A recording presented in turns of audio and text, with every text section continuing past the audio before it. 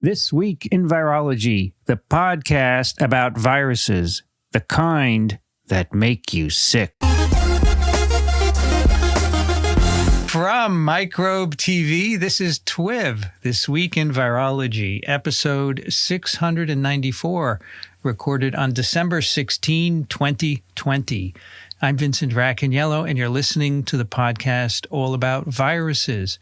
Joining me today from southeastern Michigan, Kathy Spindler. Hi, everybody. Right now it's 27 Fahrenheit. I'm trying to figure out what that is in Celsius. And we're having really light powdered sugar snow. It's really kind of nice. I think we're going to get about an inch total. You know, now Fahrenheit is prominently in the news because of the temperature of the vaccines, right? And I'm always converting it to Celsius. They're like 94, minus 94 Fahrenheit. What a crazy number. Also joining us from Austin, Texas, Rich Condit. Hi, everybody. We got, actually, the Weather Channel seems to be down. I think it's been hacked by the Russians. But I have other sources of information, including actually poking my nose outside. It's 41 Fahrenheit, sunny, a little breezy. We're headed for mid-50s. Chilly, crisp, but nice. And from Madison, New Jersey, Brianne Barker. Hi, it's great to be here. I also have 27 Fahrenheit. My app says that's -3 Celsius, Kathy. And right now it is overcast and it is getting ready for a big snowstorm. Maybe this will be wrong, Brianne. I don't really want 14 inches of snow. I don't want 14 inches of snow either. Because the power is going to go out. Supposedly high winds, right? We're supposed to have gusts up to 50. Power is going to go out. And folks, you know what I worry about the most when the power goes out? It's not the refrigerator. It's not anything in my house. It's about being able to podcast. And I know that's all I'm worried about. Don't tell my family that, okay? Because they'll get mad at me. And they don't listen, so that's cool. But I said, am I going to be able to do TWiV at 11 a.m.? Yeah, because this storm isn't supposed to come around till 4 p.m. But I have a bunch of things tonight, and I hope they're not interfered with. You know, once, didn't, Brianne, we have some storm in the spring and it blew out the power. Remember that? Yes, we did. So I was teaching a summer course or some course, and I actually hooked up a generator to my computer so I could do that. You know, so it's just, I know I could skip one, but I'm just saying that's how I feel about this. I understand. Do you have anything tomorrow? Because tomorrow could be dicey as well. I have a few things tomorrow, including TWiM, yeah. And if I went to Columbia, it would be no problem because they're going to have power, but the roads are supposed to be dicey, so I'm not sure I'll do that. But, maybe I'll set up the generator for that. We'll see. Anyway, we're able to do TWiV. You bought a generator for your house, didn't you? No, we never bought the house generator. I have this little portable thing that can do a bit, right? And you have to keep putting gas in it. But we priced the generator for the house, and it's like half my salary or something. It's ridiculous. No way that's happening. That's what everybody has here. You can tell when the power goes out, if you're outside, all of a sudden you can hear all these propane generators kicking in, right? You can hear them all over the place. The Aaron Diamond AIDS Research Center at Columbia University Irving Medical Center is seeking a high biocontainment laboratory assistant manager to help run the day-to-day operations of the center's biosafety level 3 core facility and to assist investigators in SARS-CoV-2 experiments. Applicants should have practical experience in performing cell culture, microbiological techniques, basic molecular biology. Applicants must have a bachelor's degree in science with 3 years experience working in a BSL-3 facility or 3 years of non-BSL-3 facility experience and a willingness to travel for BSL-3 training. And we'll put a link in the show notes for that. Check it out. It's a good opportunity. It's a brand new BSL-3 on one of the lower floors of my building, which was built for David Ho when he arrived, and they're turning it into a core facility for anyone who wants to use it. So it's very cool stuff. What's up with ASV, Kathy? Pretty much same message as last week. Now is the time to join ASV. The registration and more information will soon be live. We're going to be sending out an email to members about that. But you can check out the ASV site and the meeting information at asv.org. If you join, then you're going to be eligible to apply for registration awards if you're a trainee. So we recommend that you become a member, which is not very expensive for trainees, takes not very much time, but on your end, but a couple days on our end. And it's good if you can do it well before the abstract deadline, which is February 1st, as always. All right, a couple of news items today. First, we made Bloomberg's jealousy list for 2020, we meaning TWiV, This Week in Virology. And what is a jealousy list? I never heard of this before because I don't read Bloomberg Business Week. But as they write at the top, no year would be complete without a round of solemn introspection. How did we fail? If 2020 weren't bad enough, we present the annual year-end jealousy list. The task to the magazine staff and contributors is an agonizing one. Swallow your pride and acknowledge a job well done, begrudgingly if need be by someone else. And so it is funny. Congratulations to those on the list. You managed to make 2020 even worse for us. So if you go in the list, and there are some interesting articles. There's us, This Week in Virology. It's picked by Jim Alley, who is a features editor at Bloomberg Business Week. And he writes, nothing has taught me more about and helped me stay sane during the pandemic than This Week in Virology. It's a wonderful, informative, and unapologetically nerdy podcast hosted by the disarmingly cantankerous Vincent Racaniello and a rotating cast of PhDs, MDs, and MD PhDs whose enthusiasm and curiosity are, infectious. And I think this is quite an interesting one because I always wonder how the mainstream media, MSM, how they view us. Mm-hmm. They don't usually talk about us. I mean, now and then, now there's a pandemic. Some of them have discovered us, like Malcolm Gladwell and somebody else whose name I forgot. But New York Times, Bloomberg, and other. How do they view us? They think these guys don't know what they're talking about, or they're too complicated. But obviously, he liked what we do, so I think that's a good compliment. I don't know what you guys think about that. I think so too. Wonderful, informative, and unapologetically nerdy. So it is. Yeah, we are nerdy. We love our virology. And the thing is that came to me, we do long form. We don't do sound bites here on TWiV. Right. I mean, you can take our stuff and make sound bites out of them, but that's not what we do. We dive deep into it. There's a need for that. And our listeners show that they're interested. And there are a lot of people who don't want to dive deep. It's okay.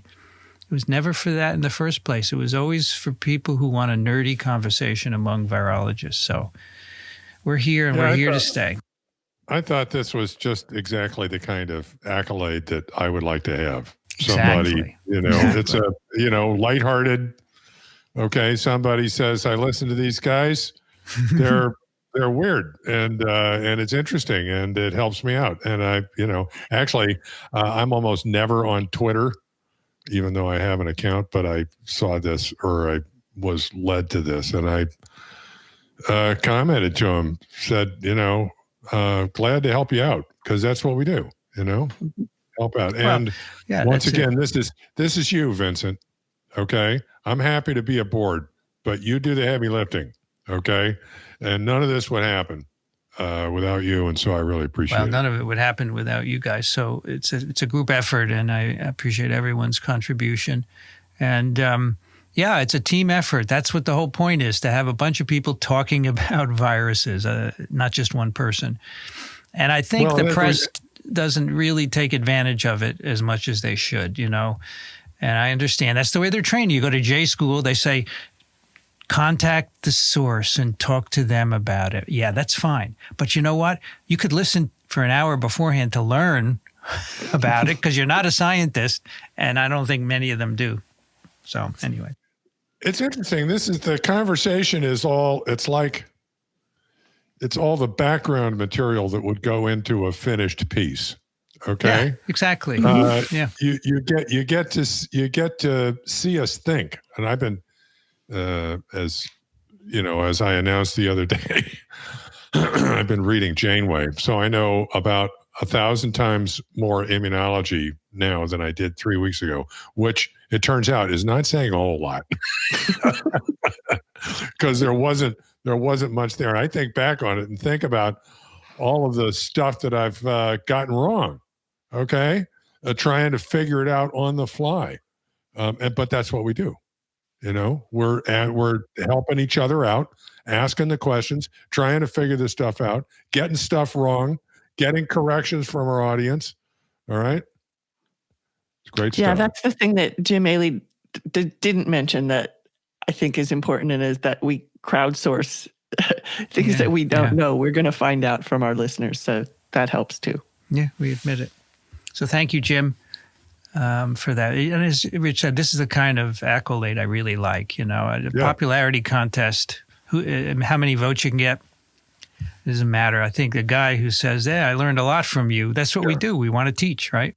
This is somebody who listens and gets it. Yeah, those are sort of my favorite things to hear, are reasons why something I was involved in was helpful. Yeah. It's nice to hear. All right. So earlier today, Amy Rosenfeld, who's been on TWiV a few times, and sent us all a link to a New York Times article. The title is "Like a Hand Grasping, Trump Appointees Describe the Crushing of the CDC."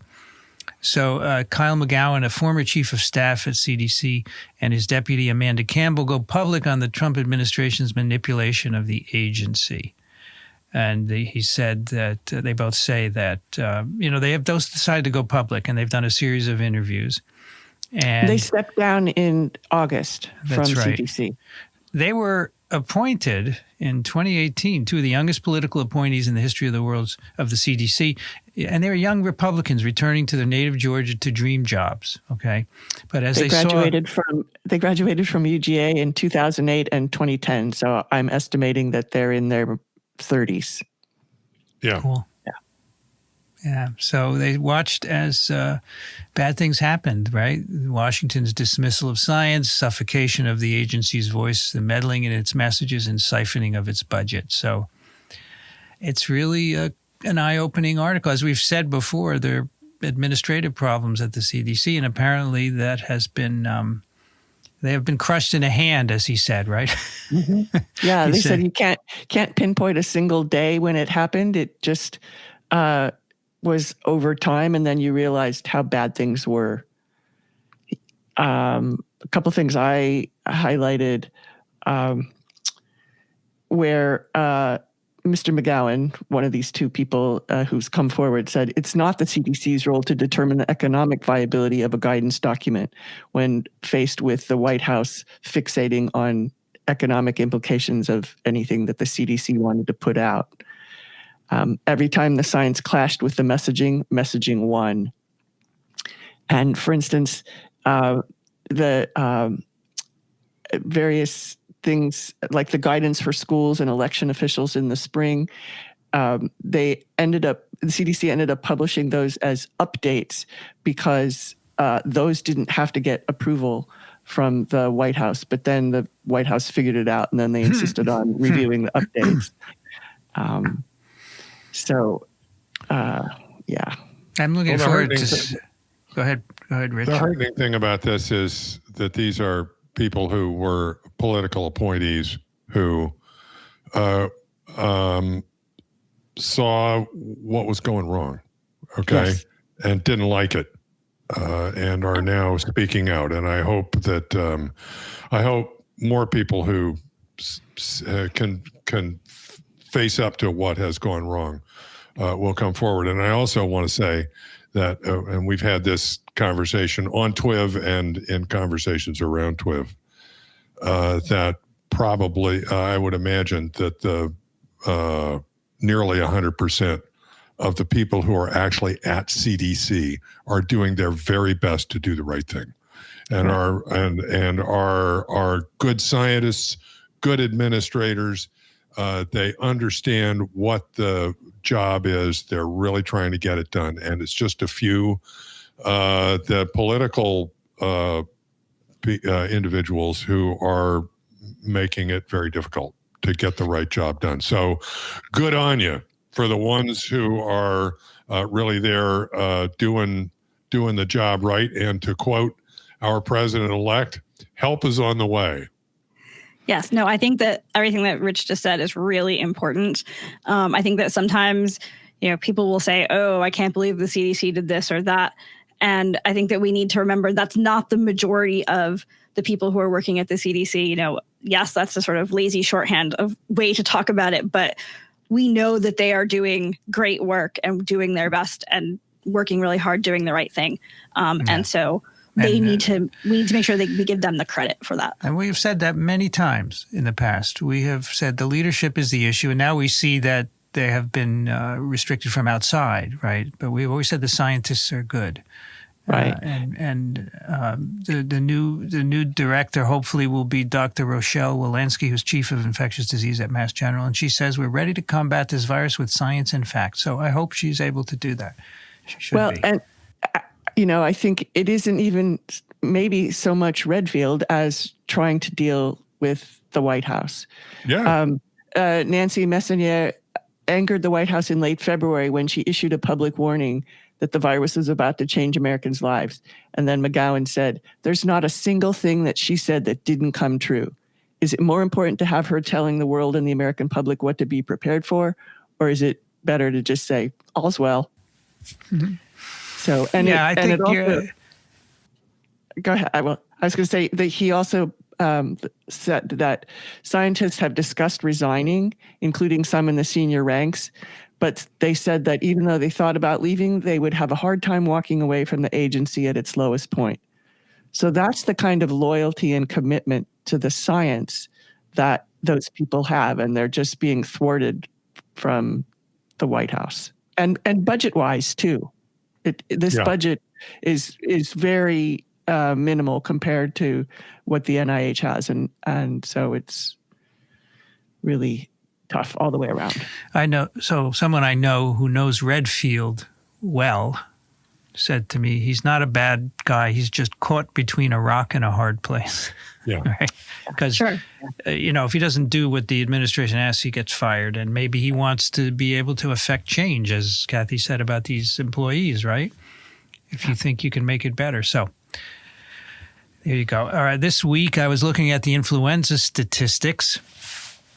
And it's quite interesting. You can go to CDC FluView, where you get weekly statistics. These are influenza positive tests reported to the CDC by U.S. clinical laboratories all throughout the country. Wonderful statistics. And this is week 49, and you can see we've had a number of weeks of reporting so far, and the numbers are quite low. The graph is pretty flat. There are 40, in week 49, there were 40 positive specimens out of 22,474, 0.2%. And last year at week 49, I went back, and you can look in the archive for the information. Week 49, there were 3,436 positive specimens out of 30,000, which is 11.3%. So it's a big difference.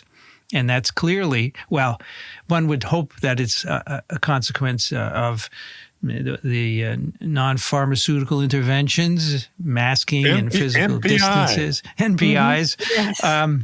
Yes. However, if you go to the CDC site, they say these data should be interpreted with caution. I don't know who's actually written that, right? In light of our conversation, because sampling is off this year, right? And, there are 22,000 specimens compared to 30,000 in week 49 last year. It's not so far off, but maybe it's skewed to places where, so I don't know. Right. But it's 86-fold lower. Yeah. That's a lot. Yeah, it's really impressive. My pick that we'll get to later sort of gets at some of these same issues. And I have just been so impressed by this and think that we need to be talking about this more. I remember a lot of questions people were asking me at the beginning of the pandemic, and I think that this addresses some of them. Well, I think you cannot prove that this is from the COVID efforts, right? You cannot prove it, but it certainly strongly suggests at it, right? And I'd really like to know if CDC thinks that instead of saying, interpret with caution. I don't know why that is. I'm sure this will be a subject for future investigations. We're going to hear a lot more about this. Oh, certainly. But I'm going to keep track of this and see every week what's going on if it stays flat, because usually now it starts to go up substantially for the next month or two. And if it stays flat, that's amazing, right? I wonder what the uptake on the flu vaccine has been this year. Yes, you can find those numbers at the site. I didn't look into them, but they do measure the distribution, not whether it's actually injected into arms, but the distribution. It'll be interesting to see if you see a bump after Thanksgiving, for example, or after Christmas holidays, if there's enough granular information there to see that. You can go and you can see by state, the positivity rates. So very nice data. All right. And the other issue, of course, tomorrow, Moderna's vaccine results are going to go before the FDA. They'll probably issue an EUA on Friday, as was done last week for Pfizer. FISA. I love it, Tony. FISA. Tony Fauci says FISA. And Charles sent us a link to the documents that are part of the meeting that all the people, members of the panels, are going to look at. And we'll put a link to that. There are 7 different PDFs that you can look at. Lots of data there. And this is good because it'll bring more millions of doses to the U.S., which is great. Yeah, so there's some really fascinating data that is a part of this, both in terms of the efficacy of the vaccine, but also with one of the questions that we've been asking quite a bit has been about prevention of infection versus prevention of transmission. After the first of the 2 doses, this is a vaccine that has 2 doses, they did do nasal swabs. So they can start to assess whether infection is being prevented. Of course, they only show these data after shot 1. They don't show it to us after shot 2. But the data indicate, I believe it was a 67% protection from infection, while it was a 94 or something percent protection from disease. They do see some protection from infection. There's a different number of infections in the PCR positives in the placebo and in the vaccine group after the first administration. Yeah. And the Pfizer we talked about last week was like 50-something% protection in the vaccine group against asymptomatic infection. And that's better than nothing, but it leaves a lot of people still susceptible to infection. Not serious disease. The 94 is the serious disease prevention. That's great. But this is a concern because a lot of people think that they are going to get the vaccine and rip off their mask and go back to life as usual. But you're going to have to wait for more people to be immunized for that because 40% of the people immunized are still going to be able to transmit, be infected at least, and maybe transmit. We don't know. Brianne, do you know if they're doing the swabs after the second shot? I didn't think they were. I thought they were doing blood samples, but I cannot say that I am an expert on all 90-some pages here. Because this is, whether or not they're doing it as part of the trials, this is a critical question. It really is. I would imagine that somebody is following this up. It is critical, but the primary and secondary endpoints were both disease. Right. Right. Because it's hard to do this. And it's probably self-swabbing as well, right, Brianne? Yeah, I believe it was self-swabbing. Of course, I think as we mentioned before, they have been taking blood samples, and so they could look for immune responses to antigens not in the vaccine and sort of get an idea about infections.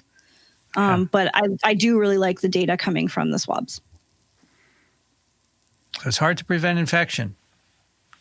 60-something. What did you just say? What was the number? 60? I believe it was 67. 67 versus 94.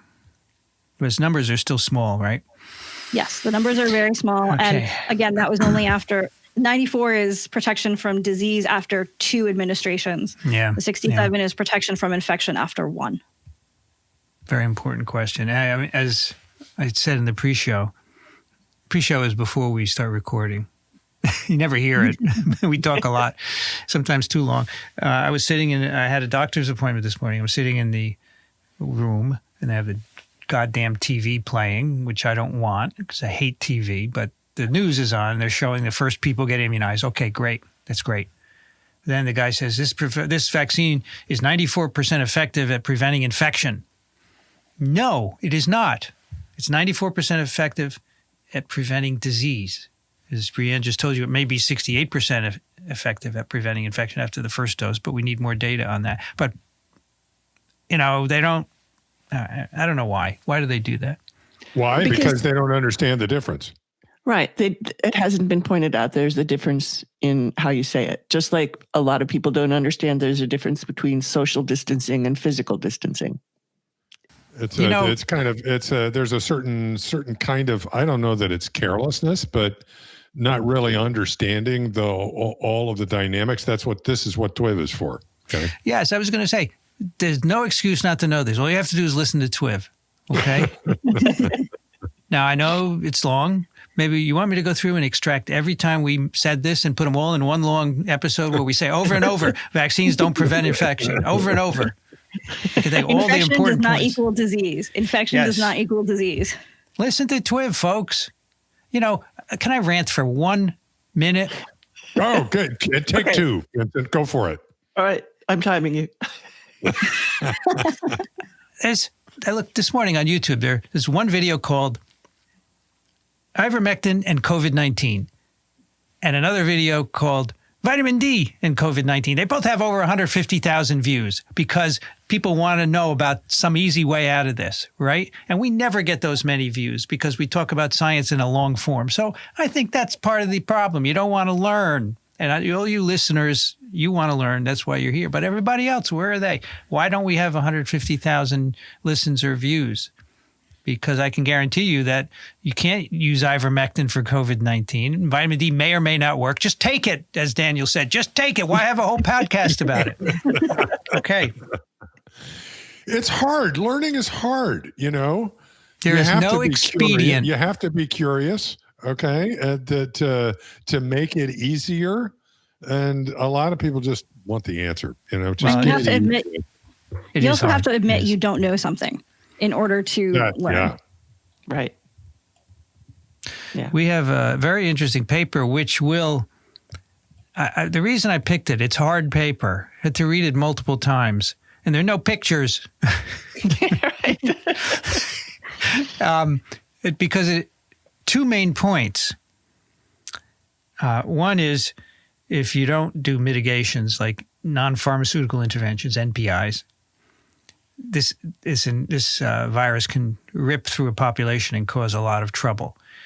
And so, people have like the Great Barrington thingy, right? They say, "Oh, just let it rip." You can't, because then it affects a lot of people, as you will see, because that was the situation in Brazil. And secondly, there are a number of, they use serological surveys, and we're going to see how you can use those data, their limitations in figuring out the infection fatality rate, which is different from the case fatality rate, as we'll see. So those are why I think this is a cool paper. 3/4, it's published in Science, 3/4 attack rate of SARS-CoV-2 in the Brazilian Amazon during a largely unmitigated epidemic. They didn't do anything because the president said, it's okay, let it rip.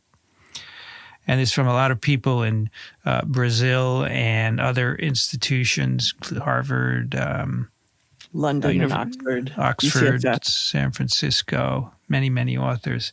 So the authors, 5 co-first authors, Luis Bus, Carlos Prete, Claudia Abrahim, Alfredo Mendron, Tarsila Salomon. Those are the first co-authors. And then Esther Sabino is the corresponding author. All right, so Brazil is, nestled up behind us, the U.S. on the number of cases, right? Aren't they number 2? I believe so. I will look it up. Lovely country. I think Lovely they're in country. the top range. I'm not sure if India or Brazil is number 2, but they're pretty high. Yeah, I am going to look because, India is number 2 right now with 9.9 million cases. Brazil is 6.9. And then the next one is Russia, 2.7, way behind. Of course, we are up there. What a dubious honor. Brazil is a lovely country, as Kathy will attest, having been there, and I've been there several times. Lovely people, really friendly, good science. And it's sad that they had to experience this big outbreak, and mainly in Manaus, which is in the Amazon. It's the worst hit region. Over 2 million people, highly dense population. First case in March, and then they had a big outbreak, peaked in May. Then they had a drop in cases And they want to use the prevalence of antibodies to try and figure out the attack rate, right? The number of infections in the susceptible population, basically. And that's what this paper is about. And we'll go through some of the calculations because they inform how you have to be careful with serology, right, depending on when you get it. So here's some very interesting information. The reproduction number, right, it's about 2.5 to 3 for this virus. And that's from the very early calculations before mitigations, right? And that's the number of people on average that an infected person can infect, given no mitigations, right? Mm-hmm. Once you mitigate, you can bring it to 1 or lower, and then you can stop an outbreak. And so they say, given this reproduction number, 2.5 to 3, the expected attack rate during an unmitigated epidemic in a homogeneously mixed population is 89 to 94%. It's pretty high, right? And that's solely based on the reproduction number. That's right. Okay, this is a theoretical calculation, and notice all the qualifications in that sentence. Okay, yes. Homogeneous population, all that. And the other thing, just because I wasn't as familiar with the terminology in a lot of places in this paper, so what that really means is that it's expected that 89 to 94% of the population will become infected. Right. It's a lot of people, right? It's a lot of people. Yeah. And then they say, so the herd immunity threshold, they say, is 60 to 67%, which is calculated from the reproductive index. It's 100 times 1 minus 1 over the R naught, okay? And that comes out to 60 to 67%. And they say when the infected people percentage exceeds that, then the outbreak is going to decline. And so they wanted to look at this outbreak in Manaus and look to see if that's in fact the case. Was herd immunity kicking in, or was it something else? So I want to say just one other thing here. We've talked about this before, but the R naught can differ for different viruses. Okay, mm-hmm. Sure, and therefore, since the herd immunity is a function of R naught, the fraction of the population that needs to be immune in order to affect herd immunity can also differ for different viruses. Oh, yeah. And then, of course, there's all these mitigations and stuff that affect the R naught. And I think the other thing that's pretty important that will tie into other parts of this paper is that, this says the basic reproduction number, the R naught, is between 2.5 and 3. That is a number that is calculated based on data that are observed. It's not as if that's something that, is just some quantity that's given to us. We had to calculate that based on data that we observe. And so that calculation is sort of as good as our data. Yeah, it was calculated very early on in the China outbreak, and subsequently other countries have done it as well. Yeah, you can't read it in the genome. You can't read the bases and say, oh, there's the R naught. By the way, so measles, you need over 90% immunity to get that herd immunity threshold, right? So because it has a huge R naught. Yes, the R naught is huge. Huge. I just want to point out something Vincent said about population. The population in Manaus, which is sort of the center of the Amazon, is around 2 million. The population density is really quite low. The population of Sao Paulo City, which is what they're going to compare to, is it's the 4th most populous city in the world, almost 22 million people. So just the few numbers to give you on people. With a much higher population density, right? Yes, for sure. In fact, I tried to do a calculation of the population density for New York City, and I think it's about 1,000 per square kilometer, whereas for Manaus, it's 158 per square kilometer. So, Kathy, you remember, you probably landed in Sao Paulo, right, when you flew in? It's the only place to fly, yes. You fly in, and it's just house right next to each other for miles and miles, right next to it. It's just amazing. Yes. It's amazing. It's like flying into LA, but on for miles before you get there relative to when you see it in LA. All right, so they're going to do serological assays, basically ELISAs, and they're looking for IgG against the nucleocapsid protein of the virus. They start using one test by Abbott, and they have to, you can't just take the number you get. You can look at blood and say what number is positive. You can't just say, okay, that's how many people were infected, because you need to know the sensitivity and the specificity of the test, right? So this particular test they start with, the specificity is over 99%, but they say they may not apply to blood donors, right?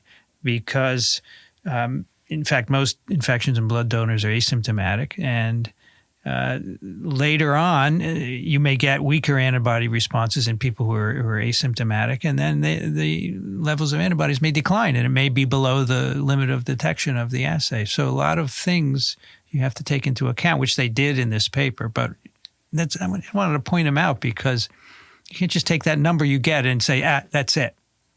You have to do some math. Yes. And for people, again, who are less familiar with this one I knew, but I know that most of my students don't. The sensitivity is the ability to correctly test people with a disease. So it's sort of what's the probability that a positive is really positive? And the specificity is the ability to get negative. So what's the probability that a negative is really negative? Yeah. So the samples they use, the different kinds of samples to look at this, they have some from hospitalized patients with COVID-19. And these are typically collected 20 to 33 days after the onset of symptoms. So these are people with serious disease. And here they have 91.8% sensitivity, which they say suggests that 8% of these severe cases do not develop detectable antibodies, right? Because of the sensitivity is 99% overall of this assay. They also had a different cohort of donors with mild disease tested early in convalescence. The sensitivity falls to 84.5%. So they say this suggests that the initial seroconversion is lower in milder cases than in the severe cases. And then the same cohort, you can get samples drawn later, 50 to 131 days. Sensitivity drops even more to 80.4%. And they call this antibody waning, right? The titers are dropping, and so your test may not pick it up. People still have some low level of antibodies, but your test may not be able to pick it up. Is antibody waning the same as the term they use later, which is seroreversion? I think it is. I thought seroreversion is... Go ahead, Brianne. I was going to say, I would say antibody waning leads to seroreversion. Yeah. Okay. Okay. And from this, they can actually calculate the half-life of these antibodies, which they say is 106 days. All right. So then they test the blood donation. So these are, convenience samples of, you go to the blood bank and you get their samples. 1,000 blood donations in Sao Paulo in July 2020. And then they use some other assays. They have a second high specificity assay, which they say is less prone to antibody waning. So more sensitive, right? So it will pick up those lower levels. This is made by Roche. And they compared that with the Abbott test. So they have 103 samples were positive out of this 1,000 of blood donors using the Abbott test that we've talked about. And an additional 30 were positive with the Roche assay. So it picked up 30 more positives in that cohort.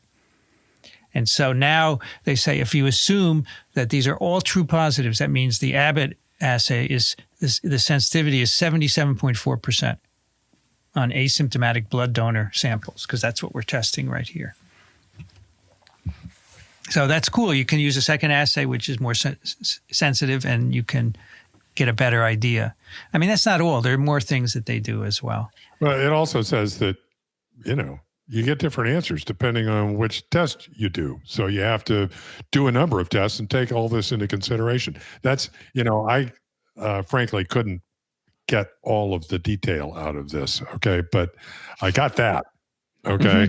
But depending on what test they do, they get slightly different answers. And they took all that into consideration in trying to come to an appropriate conclusion.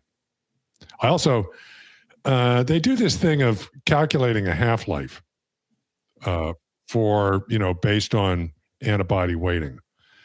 And they talk about I guess, exponential decay or something. They had some assumptions about the kinetics of the waning. And Brienne popped into my head, okay? Because I wonder if that's true. I mean, is there really a sort of a consistent kinetic of the waning, or do you kind of lose antibody and then it levels off somewhere? I would not say there is a consistent slope of the waning. Perhaps in the time period they're looking at, there is, and then as you get later, it levels off a bit more. But I do think that the sort of overall curve of antibody waning is a bit more complicated than just a straight half-life.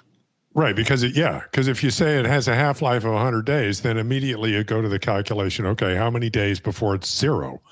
Okay, and I don't think that's from my understanding, I don't think that's a legitimate calculation. No, I don't think that as you go out further, it continues on that same slope. Yeah, I think these are calculations based on what they have. A few time points that they have is the best they can do. Right? I'm not trashing what they're doing here. I'm just looking a little deeper and questioning myself. Okay? It's fine. It's a good thing to do, especially at your age. Yeah. Just a joke. Just kidding. Don't worry. All right. So now, with those considerations, they say, let's take the blood bank samples. They have some from a blood bank in São Paulo. They have some from a blood bank in Manaus, right? And so then they do these assays, and they find that the prevalence of antibodies in February and March was low, less than 1% in both cities. So February and March, we know the virus is already circulating globally, but not a lot of infections in Brazil in these two cities. And they say that the first confirmed case in Manaus was March 13th. In São Paulo, 25th February. So very, very few people infected, apparently. And then they have to adjust for the sensitivity and specificity, as we just talked about. They also reweight the data for age and sex. And they come up with the prevalence of antibodies 4.8% in April, 44.5% in May, and 52.5% in June. All right, it's going up. Why? Because there's unmitigated spread of virus. They're not doing much to stop it. And they say this increasing seroprevalence follows the increase in cumulative deaths. In São Paulo, you get increases as well, reaching 13.6% in June. Okay, so that's it's going really up fast, you know? Yeah. It's very fast, yeah. That's kind of what, when this first broke, that's kind of what I expected would happen elsewhere and in the U.S. And if you read about the influenza pandemic, that blew through pretty fast too.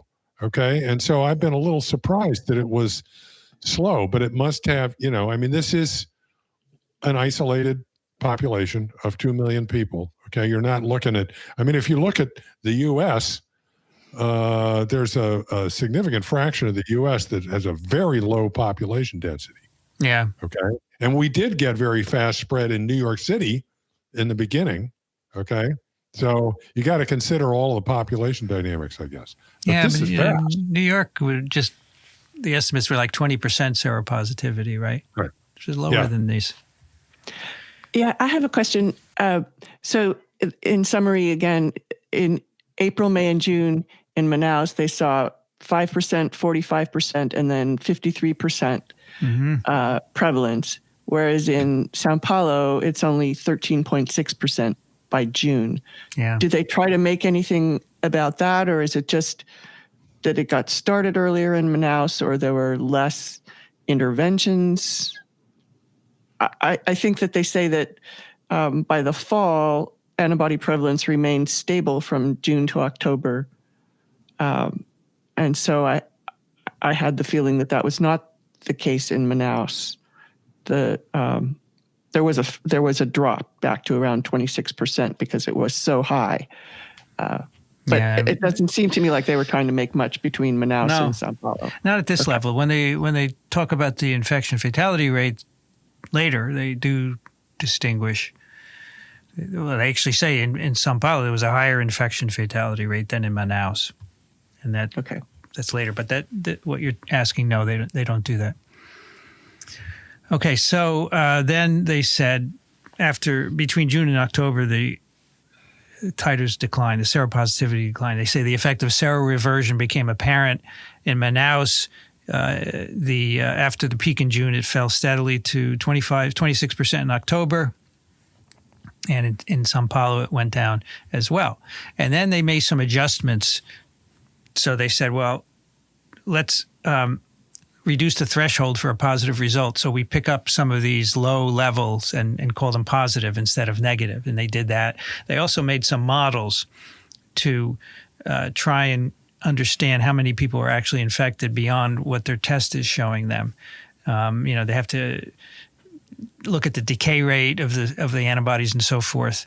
And so after applying all those adjustments, they find that in Manaus, the number have reached as high as 66% in July and 76% in October. And the range there is 66 to 98%. Almost everyone infected in October. They have that number that they call seroreversion corrected. Yes, it's seroreversion corrected. Took me a while to figure out. And there's this this is open access. So there's this nice graph in figure 2 that for me really kind of summarizes the whole thing. When they correct for seroreversion, what they're trying to do is to model how many people actually got infected, taking into account that some of them will have now their antibodies titers will have waned to the point where if you test them now, they won't test positive. Okay, so you take all that into account. That's where you come up with this over 70% number. Yeah.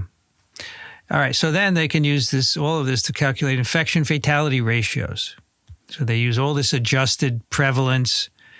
And in Manaus, they calculate this 0.17 and 0.28%. This is considering PCR-confirmed deaths and probable deaths based on syndromic identification, those two numbers, right? And in Sao Paulo, the IFRs were 0.46 and 0.72%. And so it's higher in Sao Paulo, and they say this may be because the population is older in Sao Paulo. Okay, so the other issue is that this is all from blood donors, right? And so they say these may not be representative of the wider population, right? There's their age considerations, there's sex considerations. So they try and adjust for that and redistribute, and they get a slight reduction in prevalence. And they say, particularly in Manaus, where men were overrepresented among donors and also had a higher seroprevalence, right? So depending on your donor population, you can't necessarily extrapolate to the general population without making more calculations. So this is why I like this paper, because it kind of dives into serology and what you have to do to really make the data useful. Yeah, I agree. The thing that I really appreciate about this paper is related to when I teach about some of this in some of my classes. We'll show students a table in a textbook, or we'll look at a CDC website with some data about infection fatality rate, or or attack rate, or what have you, and the students will get very focused on sort of the exact numbers and try to come up with hypotheses for what's going on, and not necessarily think about some of the things that go into making those numbers. That those numbers aren't some sort of received wisdom that just came from somewhere. Somebody did a whole lot of work like this in order to generate those data. And I know that there are some times where people will see things like a difference in infection fatality rate between Manaus and Sao Paulo, and will say, oh my gosh, the virus mutated and became deadly. Oh, yes. And you will notice in the paragraph where they present those two different numbers, there's no discussion of, the virus mutated and became more deadly. They said the difference may be explained by an older population structure. And so thinking about some of what's going on behind the data and how the calculations are made can give you a lot of insight into what might be going on. Yeah, absolutely. You have to work a little harder to get at the root of it and not just blame mutation, right? Yeah. So here's the summary. Between 44 and 66% of Manaus was infected by July, following that first epidemic peak. They say that these non-pharmaceutical interventions were implemented in mid to late March and probably helped contain it so it didn't go over 66%. But then my understanding is that these were removed. They let people not mask and get together and so forth. And so then the attack rate went up to 76% in October. But what they say is quite interesting.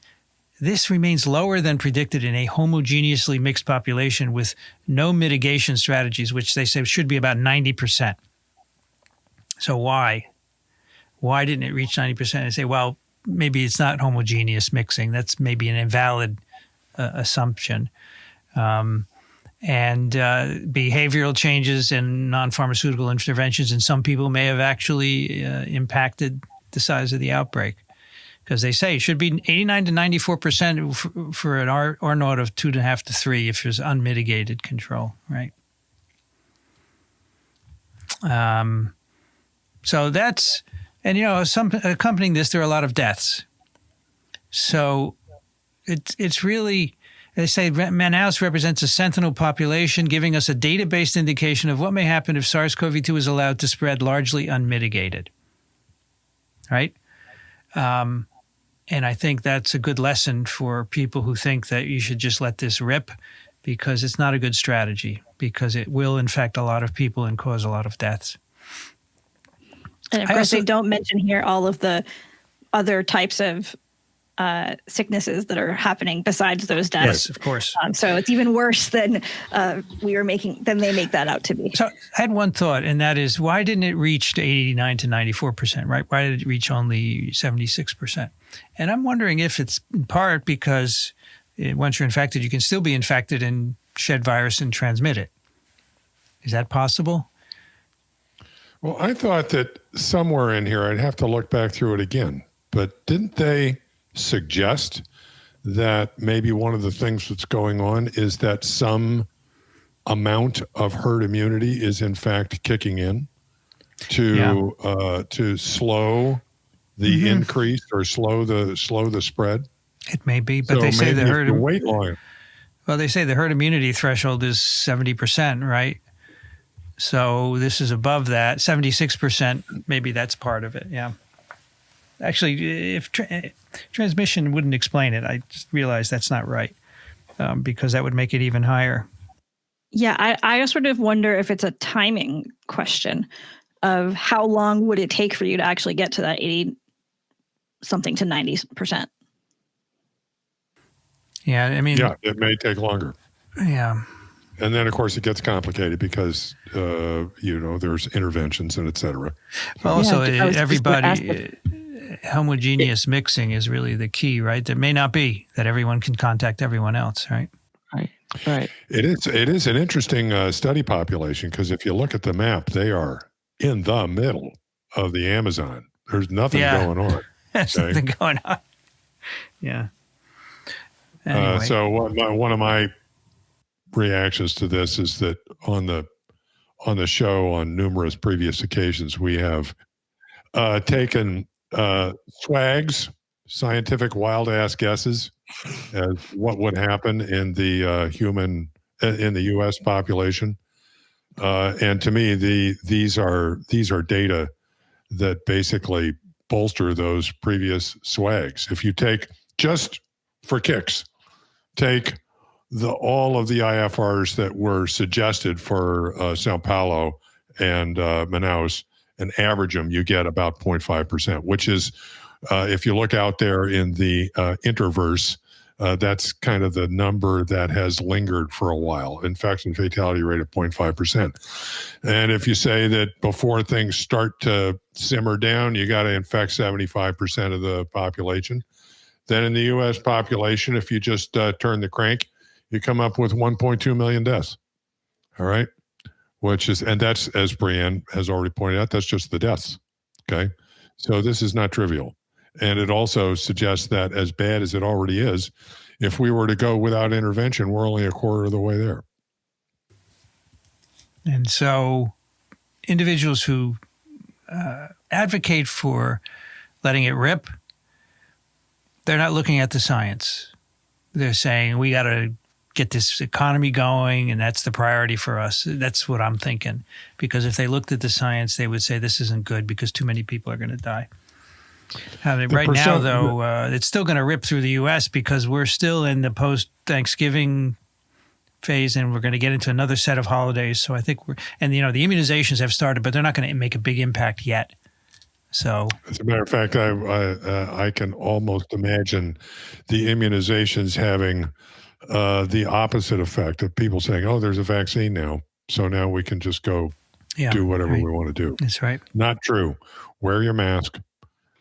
Practice physical distancing. Wash your hands, and just chill out. Christmas, there'll be Christmas next year. Okay. Yes, people should remember that it's not just the presence of a vaccine that stops an epidemic. It's actually having that vaccine in your arm and in all of your neighbors' arms. I heard a really sobering statistic where they talked about when it will be globally that there will be vaccine coverage throughout the world. And the person said that it will be 2024. And what did they base that on? I don't know. I was in the middle of getting dinner and listening to the radio, but I did not expect the year to be 2024. So I think based on vaccine, getting enough for 7.8 billion people and so forth, that was what it was probably based on. Well, I guess we're going to be covering COVID for a while, aren't we? Well, it took a while. We're not even done with polio yet, right, Vincent? No, we're not. In order to actually get complete coverage of a global population, it does take a while. But that doesn't mean that we aren't going to have this more or less under control sooner than that. It all depends on your viewpoint, of course, right? Here in the U.S., so I remember one of my students years ago got married in the 90s. And my lab went, and they came back and told me, everyone asked us what we worked on, and we said polio. And they said, what, isn't that cured already?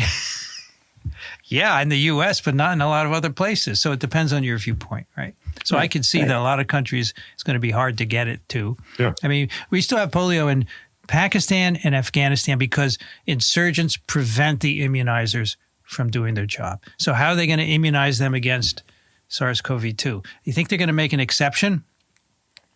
Well, if they do, I suggest you immunize against polio while you're at it and take the opportunity, right? Right. There's also discussion about whether there's going to be a need to reduce the patent restrictions so that there can be enough development of vaccine for the developing countries. There's a lot of things that I think might play into that 2024 figure. Many of the big companies are in arms about that. I've seen they don't like that idea. Right. Which is not really fair because some of them have been completely indemnified. I think all of Moderna's costs have been paid for by Warp Speed, right? So, all right, let's do some email. That everyone wants to go out of their house. Right. Everyone? Not everyone. I don't need to go out. I like staying here. I would stay here if I could all the time, but I can't. I have to go to my lab sometimes. I don't have to go out to eat. I don't have to go to shows or anything like that. I'm pretty boring, I guess, but I find viruses fascinating, and that's why we have this podcast for 12 years because, me, I found a few other people who are fascinated by viruses, although they want to go out. I understand that, but I have no problem staying here. I mean, I don't want to go out while we're recording. I just, a different day. I know you're very young and you need to do other things. That's fine. But I used to travel a lot. I'm starting to get invitations already for the end of next year, and I'm thinking, who cares? All right, let's do some email. First one, I think, Rich, you should take that one. Thank you. Good. This is in response, response to a pick I made a couple of shows ago, describing the fact that there's a rocket booster from a launch of a lunar robot, Surveyor 2, from 1966, that has been orbiting the sun and has made a return visit to Earth and was initially unidentified. And they figured out that it was this booster that's been orbiting. And it was named 2020 SO. And part of our discussion of that is, what is the SO about? And I recall we even said, maybe somebody will write in and tell us. Okay. So here you go. What is it? What's our friend's name? Jim Iyer. He's the one who called us nerdy. Yeah. Yeah. Bloomberg guy. This is nerdism in the supreme. Eric writes, I am just an astronomer who's been listening to TWiV since February, but I know this one. The first letter indicates the date range when it was discovered. S means September 16th through September 16th through 30th, and the second letter indicates the order discovered within that date range. O means the 14th object discovered, because I is omitted. Oh, that makes sense. C, and he gives a link for more details. And I looked at the link, and it's this big document about how to name these unidentified objects that show up in space. It's taxonomy for space objects. Yeah, That's right. And so Eric signs himself off as co-discoverer of Minor Planet 1993 GZ. Well, Eric, thank you. That's awesome. So that's cool. So that means at least 14 things were spotted during that 2-week period in 2020. That's cool. Yeah. I suppose. Wow. Mm-hmm. Yeah. I mean, there's a lot of litter out there, I think. Yeah, this is litter, right? Yeah, just flopping around out there. Oh, Kathy, can you take the next one? Anonymous writes, free COVID-19 rapid testing provided by the city of Vienna at the Austria Center Vienna. As you may have heard in the local news, the city of Vienna has established another center for free COVID-19 rapid testing at the Austria Center Vienna. Results are provided in 15 minutes. Alternatively, a drive-through testing facility is available in the underground garage beneath the venue. You will receive a confirmation of your test result on the spot, which is valid for 24 hours. And then he gives a link. Anonymous gives a link. And I didn't check out this link, but anyway, rapid testing valid for 24 hours, I think, is an interesting sort of caveat or restriction on it.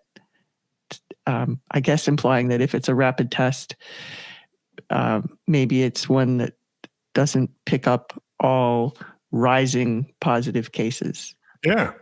Interesting. Yeah. I mean, you could have had a low-level infection that was undetected when you got in. And so tomorrow, that might, if you tested yourself again, it might show up positive. I think that's actually quite an intelligent qualification. This website, you can go register for the test if you're in Vienna, of course, and it tells you the wait for the drive-in versus the walk-in. Oh. And they have a young lady here is holding up a lateral flow cartridge, COVID-19 antigen, and apparently her test is negative because the control line is there and the test line is negative. And it's very much like the one I took for antibodies, so you could do these for both antibodies or antigens. So cool, that's good. Great. Very good. Mm-hmm. Brianne, can you take the next one? Sure. Cameron writes, Dear Dr. Racaniello et al., thank you for your fantastic podcast. It has been a tremendous resource for me this year, and I have directed a number of other people to it, including scientists, doctors, policymakers, and some med students. I am a former sensory and cognitive neuroscientist, now studying medicine. I had to pause my TWiV habit whilst preparing for examinations, so apologies if this has already been covered. We just finished our year down here in Australia. I have what I think is a fairly simple question about vaccination and testing. I have had trouble working out exactly which RNA segments the various SARS-CoV-2 PCR tests target with their primers. But if it is the spike protein, is there a concern that vaccines which rely on inducing the expression of spike could induce false positive tests?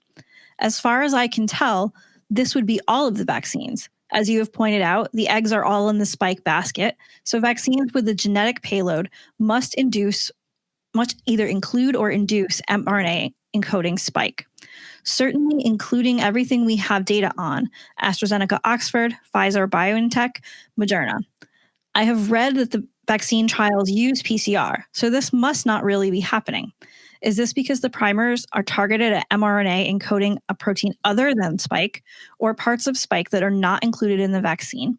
Because the mRNA protein expression induced by vaccination is low level for a limited time, or something else I'm not thinking of?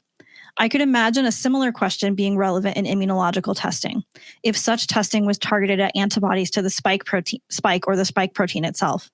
So a similar follow-up question: will vaccination render serological surveys difficult, impossible? Thanks for considering, and thanks also for your work disseminating good information to the general public. And Cameron is a PhD and is a first-year medical student at the University of Newcastle. So actually, the paper that we talked about comes in a little bit here with the immunological testing. If you look at the assays they used in the paper, they were looking for antibodies against the N protein, not the spike protein. And so if a person was vaccinated but had not been infected, they would not test positive on those assays because it's a different protein than is in the antibody test. I sort of think that's true of the PCRs as well, but I will let someone else. They're going for N protein and something else, usually not spike. That's in what the PCR kits. But you know, the first part is the mRNA vaccine is going to give you a false positive in a PCR test. I don't think the mRNA sticks around for very long, a couple of days maybe, and so.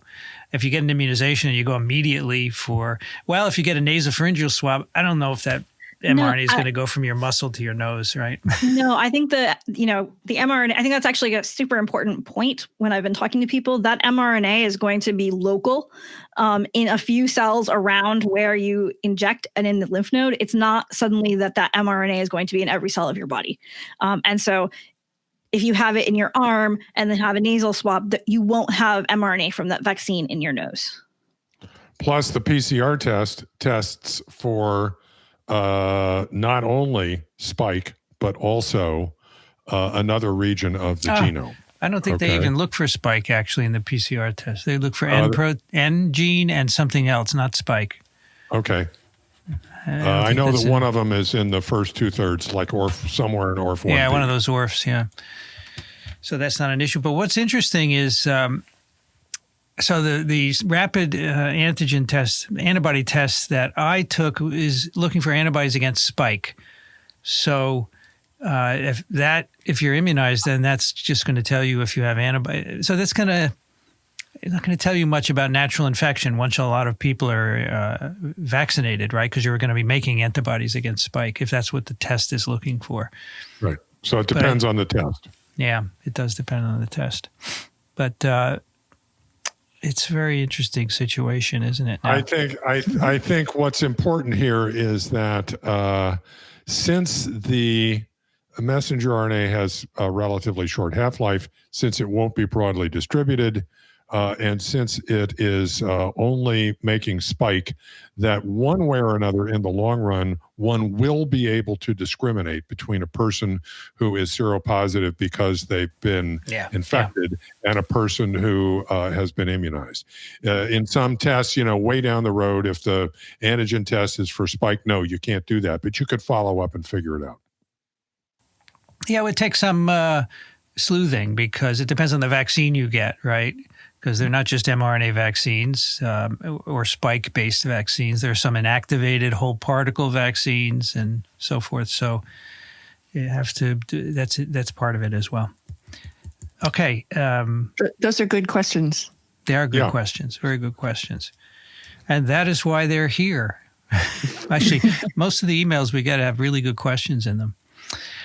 FJ writes, "Dear Team TWiV, love your podcast, listen regularly. We are thankful and relieved you are doing what you do. You have been an island of reason in a sea of hysteria these past few months and our primary source of reliable information on the disease. There are many questions." Yes, there are. But this is the one I am sending, and I hope it is not too basic. Why were they able to create a vaccine for this particular coronavirus? Did I understand correctly that most coronaviruses have no vaccine? Thanks. P.S. We will still listen to your podcast when the pandemic is over. Francis is from Newfoundland and Labrador, Canada. Thank you for listening beyond the pandemic, but it may be a while still, so it's good.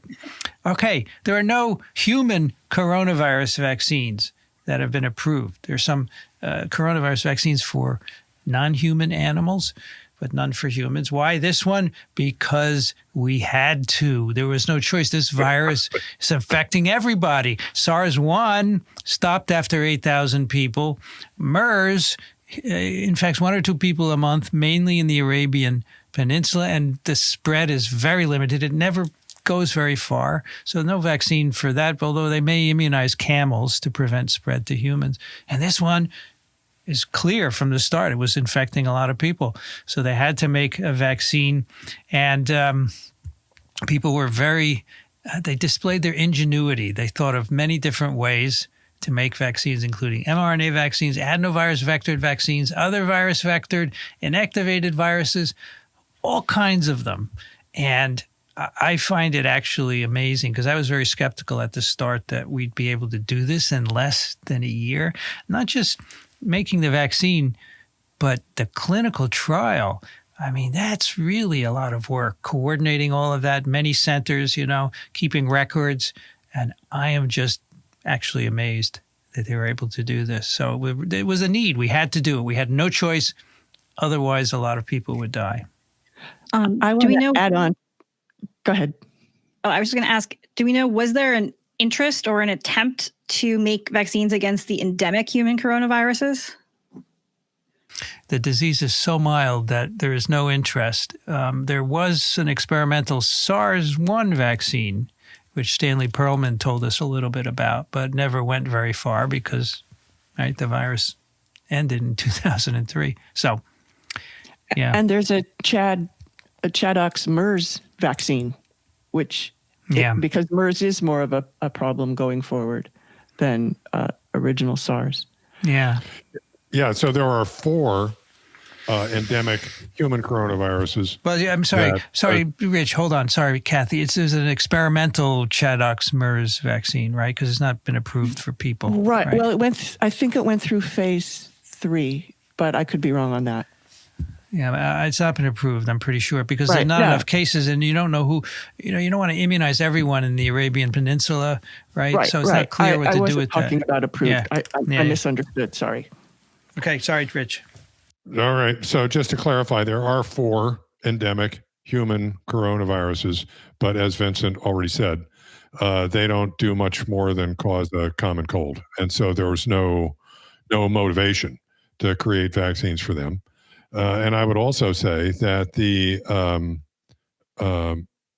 research that was done to create a SARS-1 vaccine and a MERS vaccine, I think was foundational in making this vaccine possible. Because just for example, when this hit, they already knew from their studies of SARS and MERS how to, for example, mutate the spike protein so as to create a structure that was pre-fusion stabilized, okay, based on the research that they'd done before. So it's not as if this came totally out of the blue. Efforts to look at vaccination against coronaviruses had generated some research that were important in applying to this. And I just want to second what Vincent said, is that early on when we talked about vaccines and people talked about how it's going to happen quickly, we all said, it's going to take years because that's what we're used to. And I am completely blown away. Not only am I blown away, but I think that this is a paradigm shift in vaccinology, potentially, so that when this kind of stuff comes around in the future, it's going to be more like this than what went on before. This is just absolutely fun. This is a triumph of science. By the Right, way, so Kathy, the Chaddox MERS was in phase 1, and in April of this year, it was tested in chimpanzees and found to protect against infection. So just phase 1 in people. Yeah. Right. So we have vaccine candidates for this other coronavirus. Okay. What I wanted to say specifically to answer Francis's question, why were they able to create a vaccine for this particular coronavirus? So Vincent pointed out the need, and Rich pointed out the fundamental research that precedes all of this. And I want to remind people that as science progresses, we accelerate in our technology and our ability in what we can do. And so I pointed that out last week with respect to the hepatitis C and the review that Charlie Rice had, where he said the development of technology has greatly accelerated the research for hepatitis C and other viruses as well. And so I think that's a really important point to make when people are worried about, this is a rushed thing. And, so I'm going to be hesitant to get the vaccine because this just all happened way too quickly. And, we've just said how we were surprised at how quickly this has come around. But technology has advanced such that it really plays into the ability to create a vaccine quickly for this particular coronavirus. The need and the fundamental research and the technological development. And also, as I pointed out to somebody, people didn't have to submit grants through 3 rounds of study section to get something, studied. They, this just went forward. There was money thrown at it. And, nothing like the money that's thrown at the military, but still, I think those are some of the important factors. Yeah. I was just planning to add that we also need to remember the funding towards this. That's the other reason, is that we really committed the funding because of the need that Vincent mentioned, and because we had the technology and the basic science knowledge. And I'm sure that some of our non-science listeners will say, what do you mean there was no need for a vaccine against the common cold? I really hate that.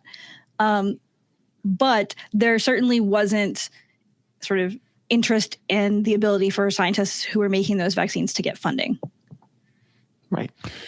I'm also thinking in terms of the technology advancements, one of the things that made this possible is the platforms, the relatively new platforms. Now, viral vectored vaccines, that concept has been around for a while, but there have been very few viral vectored vaccines tested and used in humans, even though there's been many more in veterinary practice. So that was pretty much ready to go, but this gave the motivation to really move that forward quickly. And the nucleic acid vaccines, in particular, the messenger RNA vaccines, are in terms of actual practice, are quite new. But it's important to understand that those have been under development for years as well. They haven't been tested much in people, or even, I think, in veterinary practice. But there was years of research and development in making those developing that platform, the messenger RNA platforms, when this came around. So it's not like they were starting from scratch. All right, let's do one more round, Rich. They take the next one. Brandon writes, Tony Fauci is amongst this year's nominees for Time's Person of the Year. Essential workers, New Zealand Prime Minister Jacinda Ardern, Taiwan Prime Minister Tsai Ing-wen, German Chancellor Angela Merkel, and U.S. President-elect Joe Biden are also among the nominees. As of this writing, essential workers and Tony Fauci are in the lead by a wide margin. Polling can be found on the link below, and he gives the link. So you can look at the polling, and I'm with you, Vincent. I'd pick the essential workers. Yeah, I would too. I mean, Tony did good things, but he wasn't all that. I mean, I think the essential workers kept things going. So it looks like the poll is actually closed now, and essential workers won.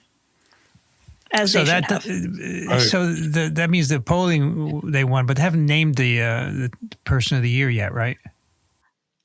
I thought they did, but maybe I saw it's from someone other than Time. When I landed on this page, it had a picture of Biden and Harris. Oh, that's right. Biden and Harris. Biden and Harris won the selection by the editors, but the polling by people selected essential workers. And if you look at the very end of the article that they sent, it says Times editors ultimately decide, and it will be announced on December 10th. So, right. Oh, so they did. Okay. All right. Fine. Well, essential workers, TWiV votes for you. I would have voted for essential workers still. I know that Biden and Harris are important, but I think that the essential workers got us through this. So thank you all for doing that. I know some of you are listening. Kathy, can you take the next one? Janet writes, for repeated A's, Chopin's Prelude number 15, Opus 28, the Raindrop Prelude. Maybe not 33 per phrase, but I haven't counted. Here's Horowitz. And Janet provides a YouTube link that I haven't watched, but I've looked at it. This is in reference. It actually shows the sheet music and plays along with it. And it has a phenomenal string of A's in the bass clef for the first several measures, at least. Cool. And this relates to our TWiV last week with Laura Splann. And she had a piece that someone played a repeated number of A's to symbolize the number of A's in a poly-A tail relating to SARS-CoV-2, if I remember correctly. Yeah, that's right. Yeah. That's right. Very cool. Brianne, can you take the next one? Sure. Alan writes, and he gives 2 links. He says, link 1, possible of interest to TWiVers, counterintuitive window opening in cars may reduce COVID risk.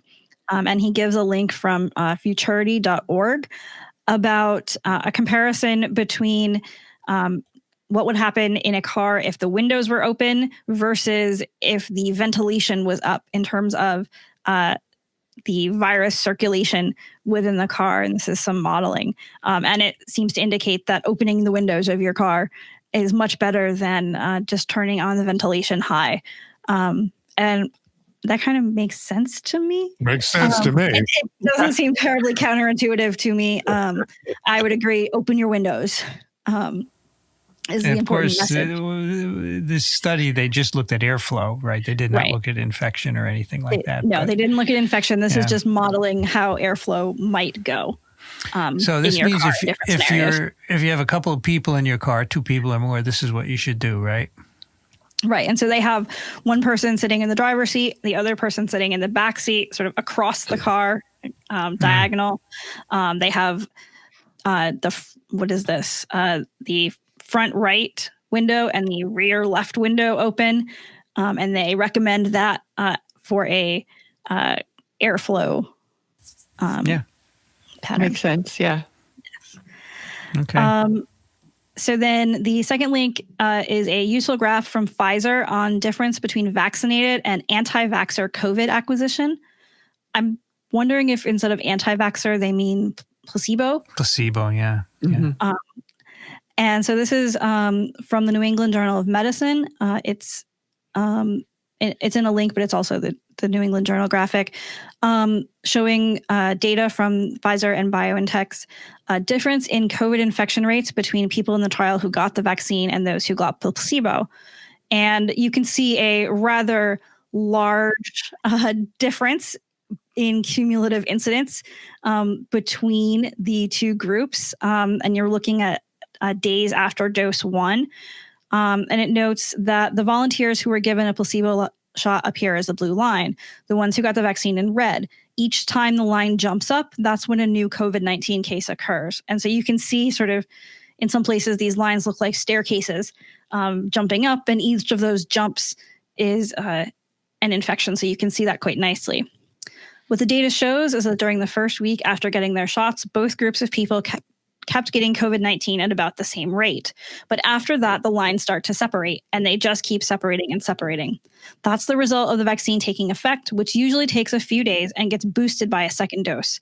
After 2 weeks, hardly anyone with the vaccine was getting COVID-19, but the disease kept striking those who got the placebo with clockwork regularity. Yeah, it's quite a striking graphic, isn't it? Yes, Yeah, it I is. agree. Of course, we happen to be in a time when a lot of infections are occurring, right? And it's not going to be always, but yeah. This could be a good episode image, just to make. I was point, thinking 'cause, that, yeah. you don't have to be a rocket scientist to see the effect here. Nope. And are we among the few who pronounce it BioNTech? Everybody else says BioNTech. Have you noticed that? I say BioNTech too, yeah. Yes, Yeah. I did notice that I've been hearing it pronounced differently than I expected. So I may be pronouncing it incorrectly. How do you, Well, it has the capital N. I think it's bio and tech. It's like they were coining the name bio and tech, and they used the N for the and. But yeah, who knows? And I then, don't of course, pronounce it. there's Moderna. Is it Galadriel or Galadriel? what word is that? It's a woman's name, Very Galadriel. good. Very good. Brianne got it. Ah. We'll let the listeners weigh in on that. Is it Galadriel? It could be Galadriel too, right? Could be, I suppose. Galadriel. I think it's Galadriel. Well, of course, if it's your name, you can say how you want, right? Right. It's like Moderna, right? Everyone says Moderna, but it was originally Mode RNA.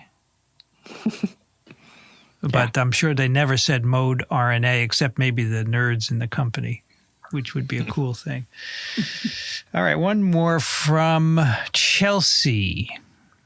I have a question. As we head into the holiday season, those of us in the warmer climates have moved our small 6 to 10 people family gatherings outside. I'm wondering if it is safe to attend these. Have there been any studies done on outdoor transmission of SARS-CoV-2? I know you all say the plural of anecdote is not data. That's a good saying. Thank you. However, I have heard of outdoor transmission happening and have also heard the opposite. I'm not getting a clear answer here from anywhere.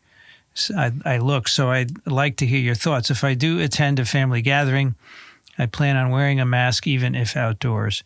I think I will be the only one wearing one because everyone believes if we're outdoors, it's unlikely we can catch COVID. Would love your expert opinion. Just wanted to say I love your show.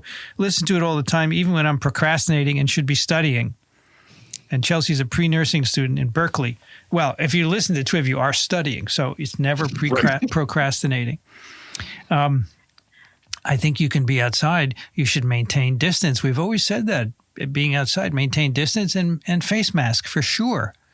And then you could have 6 to 10 people because the whole point is that 6 to 10 people, you know, unless you have a palatial house like Buckingham Palace, you can't get 6 to 10 people in a room with the proper spacing. And so outside you can do that and you can wear a mask on top of it and it's much safer. Have there been studies? I am not aware. Is anyone aware of outdoor transmission studies? No, I am not personally aware of outdoor transmission studies. I do know that, you know, the experts in the person, among other things, of Tony Fauci, I believe, have said many times that the risk is lower outside. None of this is black and white. Okay, that's really important. None of this is black and white. It's all a matter of numbers. So the risk, you are safer outside than you are inside, but it doesn't mean the risk is zero. And that's, of course, why restaurants in the warmer months, and even now they're outside, they put people outside, they can space them out more, and they put heaters in. I did find an article in the Journal of Infectious Diseases. It's published 29th November, Outdoor Transmission of SARS-CoV-2 and Other Respiratory Viruses. Now, this is a systematic review, so it's like a meta-analysis of the data. They conducted a review of peer-reviewed papers in various databases that described cases of human transmission. 5 identified studies found that a low proportion of reported global infections have occurred outdoors, less than 10%, and the odds of indoor transmission was very high compared to outdoors, 18.7 times higher indoors. And then they'd look at some other viruses as well. So the conclusion is existing evidence supports the wide-held belief that the risk of transmission is lower outdoors, but there are significant gaps. So as Rich said, it's not zero, but there is something. And I will put this paper in the show notes for you, Chelsea, so you can procrastinate even further and read it, because it's not too hard to do. There you go. I'm staying put. You know? Of course, Well, I'm lucky because I got a bubble. You have mentioned that you go out for a walk with your wife, and if you see someone on the other, you move away, right? Yeah, right. And I do that in New York, because in New York the sidewalks are narrow, so you can get 6 feet away. People move away from each other, but we're all masked as well, so reducing. There's a lot of this that at this point we know enough now, so that if you just know that it's primarily droplet transmission, just common sense applies. Yeah, Okay? you All can right. imagine, for example, if you were outside and 6 feet apart and unmasked and somebody was shouting and it was a very calm, still day, or if the wind were blowing from them toward you, that might be risky. So there's no absolutes. All right. Before we move on to the picks, we have one more email from Callista. And it's not an email, actually. It's a card that she wrote. We can get it in the view. She's a nicely handwritten card from Callista. She signed it at the end here. And she's got her nice little stationery. Does anyone remember who Callista is? I'm blanking. She's from Is LA. she the one Oh, is she the hairdresser? Yeah, she's the hairdresser Wow, from cool. LA, who will cut our hair if we go to LA anyway. This is very cool. I really need it. And this came to my Columbia address. There's a box. Wow. And it smells like lavender. It's so good. Do you guys like lavender? Yeah. Yeah, I love lavender. This is from Callista? It's from Callista. Dear TWiV family, it's for everybody. Since I discovered your podcast in March, I've looked forward to every episode. I wish they were longer. You all have been a source of comfort to me throughout this pandemic. You've given me an understanding of viruses that I needed. And although a lot of it is over my head, what I've learned, still learning, has been immeasurably valuable. You all have been a source of truth, guidance, and support. Because of you, I've been able to make educated decisions about navigating my way back to work and through daily life. I've been making masks as a side business.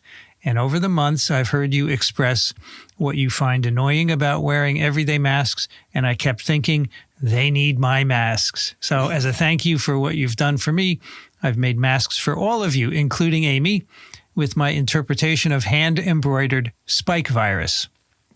I've included adhesive inner filters, and I recommend Fog Gone. You can get it on Amazon to help keep your glasses from steaming up, and be sure to pinch the flexible nose guard to prevent your breath from escaping. Thanks again for all you do from sunny and 75-degree SoCal in December. And she sent me another card saying, Vincent, you're going to have to get these to the rest of the TWivers, and I will mail them. But you could look at them here. They're very cool. And they're all nicely packed in tissue paper. Here's one with viruses on it. You can see that. This is amazing. That's one. There are. Let's see how many there are.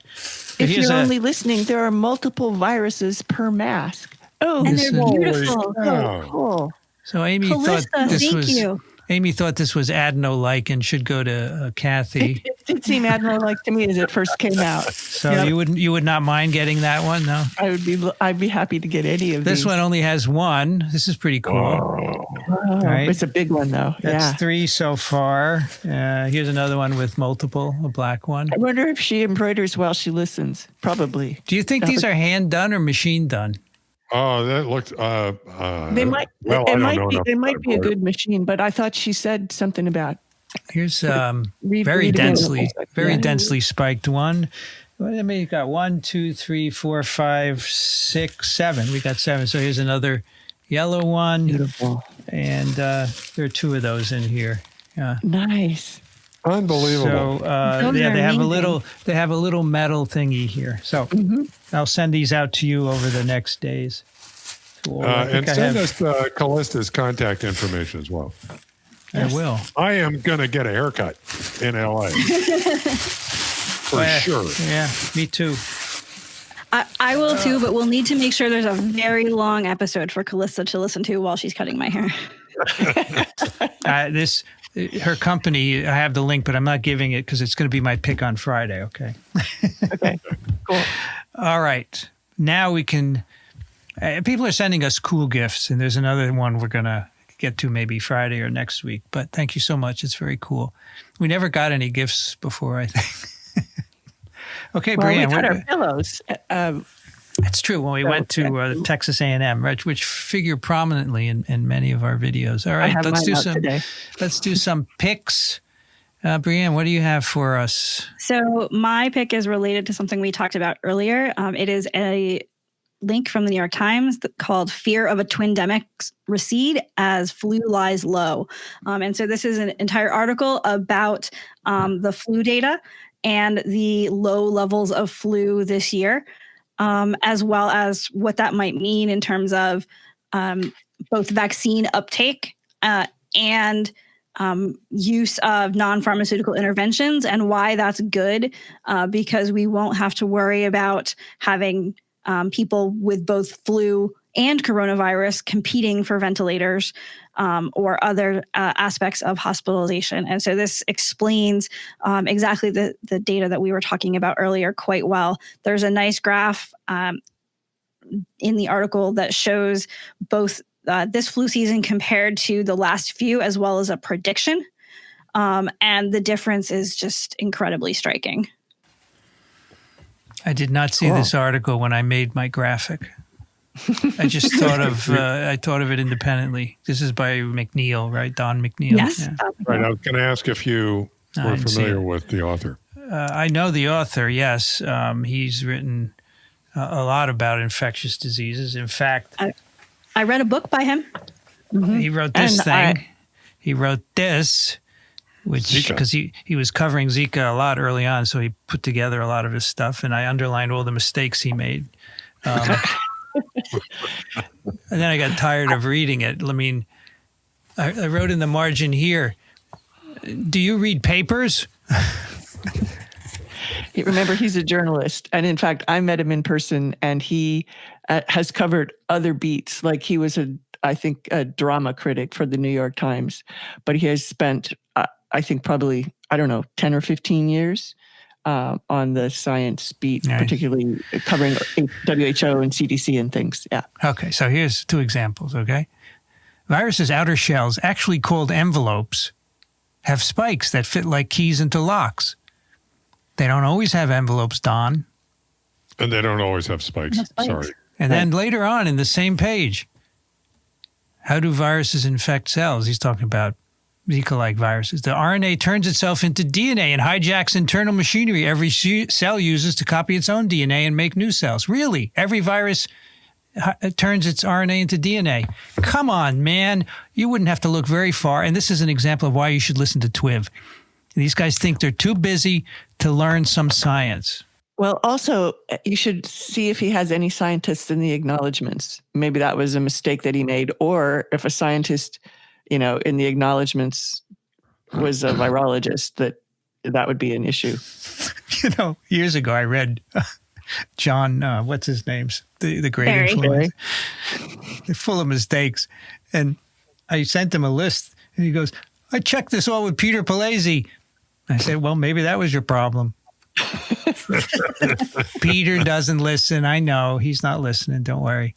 Acknowledgements. That's a good question, Kathy. No, there's no acknowledgement. It's usually in the front, right? Or maybe at the end? Mm-hmm. Sometimes it's at the end. No acknowledgements. Maybe that's part of the problem. He didn't check with anyone. Then he'll say, I didn't have time to check it. But that's not an excuse.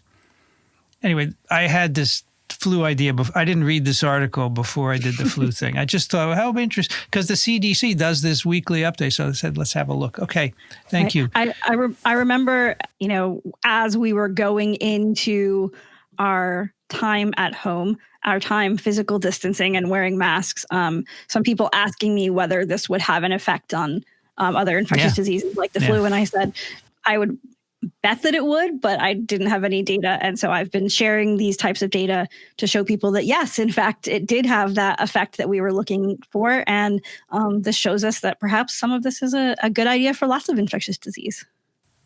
Yep. And just like, I think you said John Barry is willing to come on TWiV. I remember talking to Donald McNeil, and I think he was aware of some of your complaints.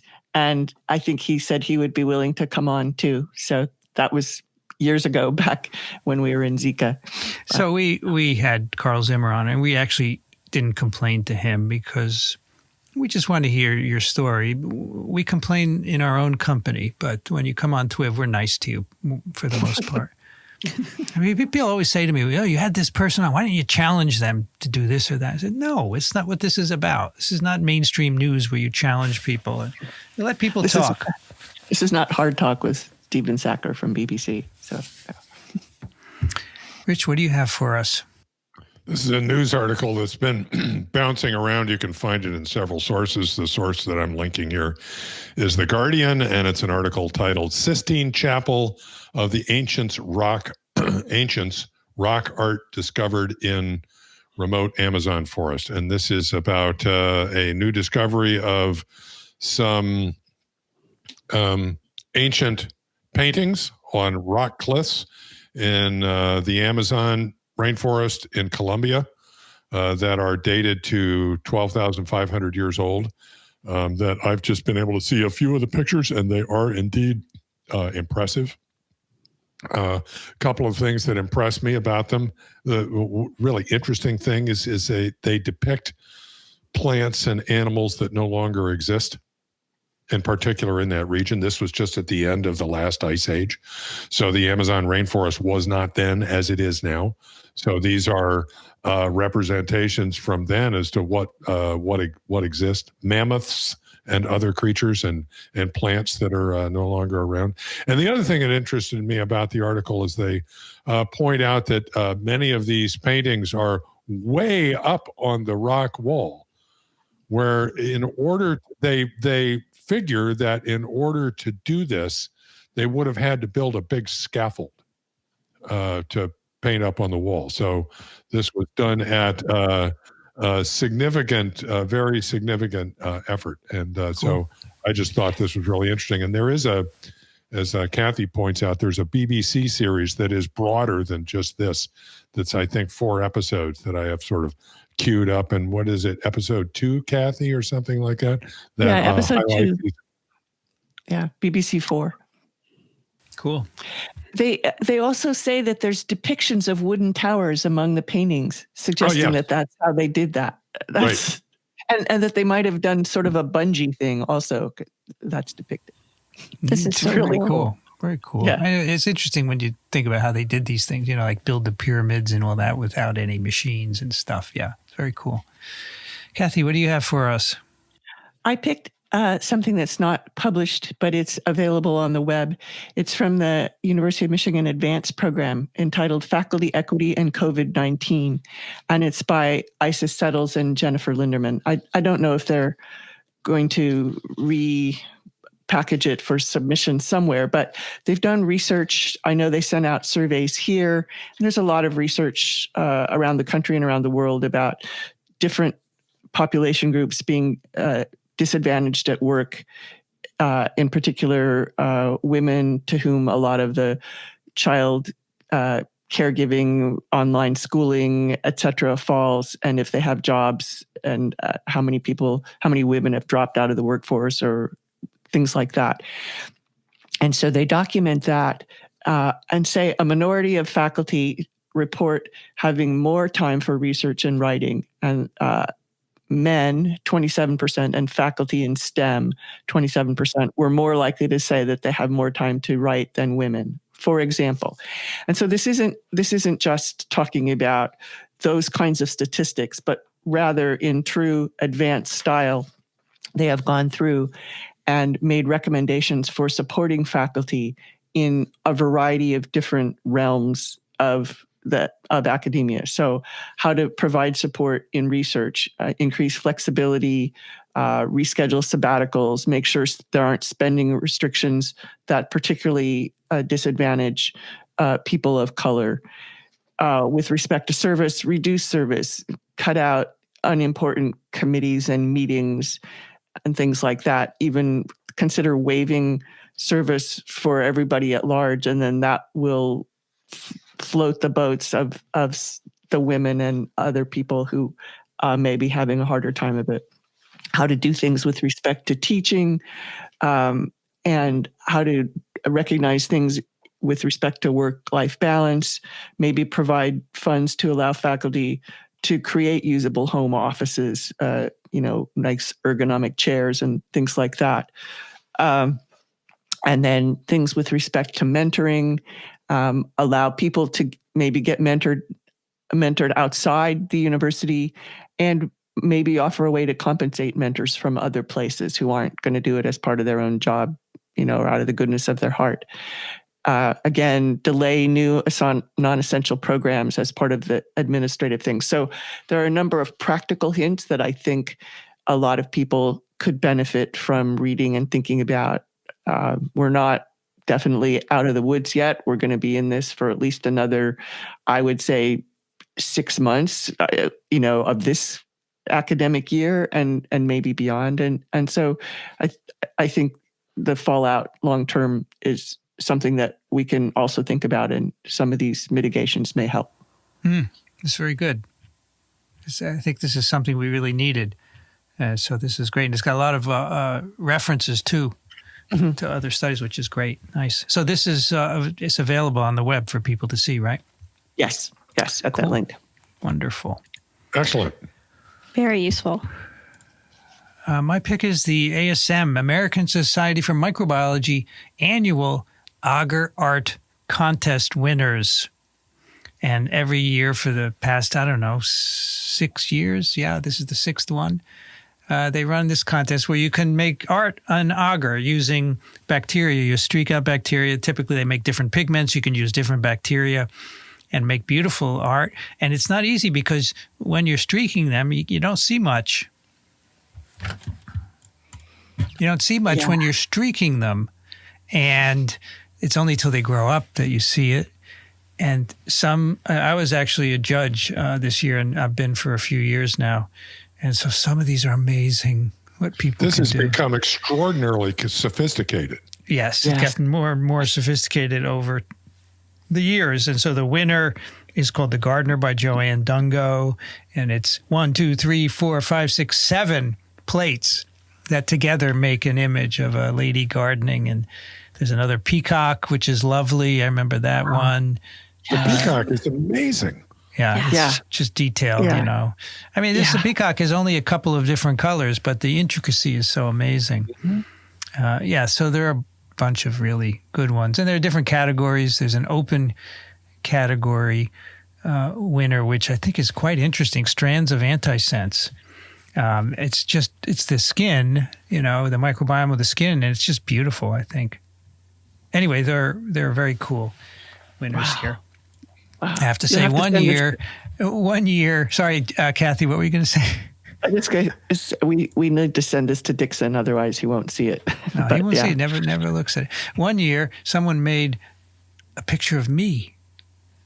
Oh, that's right. I remember that. I remember that too, yeah. And it didn't win. Oh, no. It was so well done. My glasses were 2 different colors of bacteria, right? They got the beard and everything. And I voted for it for first place. I said, what the hell? Nobody else is. Didn't even finish in the top 10. Come on, people. I have a picture of it still. I've kept it because it's very cool. We also have a listener pick from Johnny, our pediatrician friend in Cambridge. It is a series of T-shirts, 2021 Year of the Vax. This is a great idea. I really like this. Yeah. I'd like to make some TWiV Year of the Vax T-shirts. That's a good idea. I don't think they patented it. So, but anyway, if you want to buy these red ones, you could buy T-shirts, stickers, mugs. Oh, they come in 30 different colors, but I think they're all printed in yellow. So you have to figure out what you like with the yellow, and they're on sale. So yeah, $13. Very cool. More people should wear these, yes, but we should put TWiV on them. and more people will wear them and see TWiV. Thank you, Johnny. That's very cool. That's TWiV 694. Show notes, microbe.tv/TWiV. Questions and comments go to twiv@microbe.tv. And if you like what we do, you can support us financially. Microbe.tv/contribute. Kathy Spindler is at the University of Michigan in Ann Arbor. Thank you, Kathy. Thanks. This is a lot of fun. Brianne Barker is at Drew University on the Twitter BioProf Barker. Thanks, Brianne.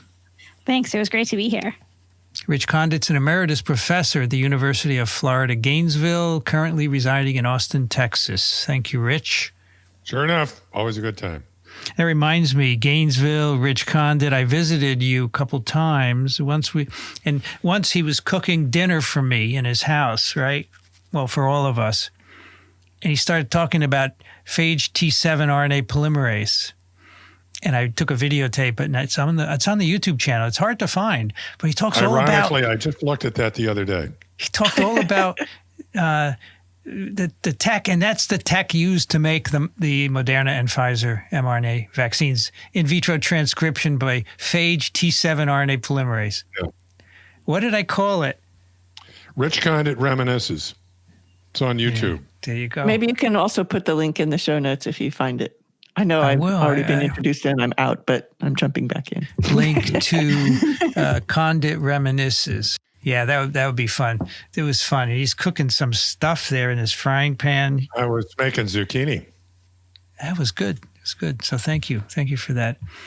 I'm Vincent Racaniello. You can find me at virology.blog. I'd like to thank the American Society for Virology and the American Society for Microbiology for their support of TWiV, and Ronald Jenkins for the music.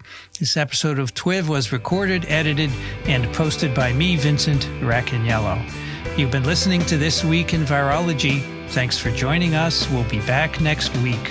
Another TWiV is viral.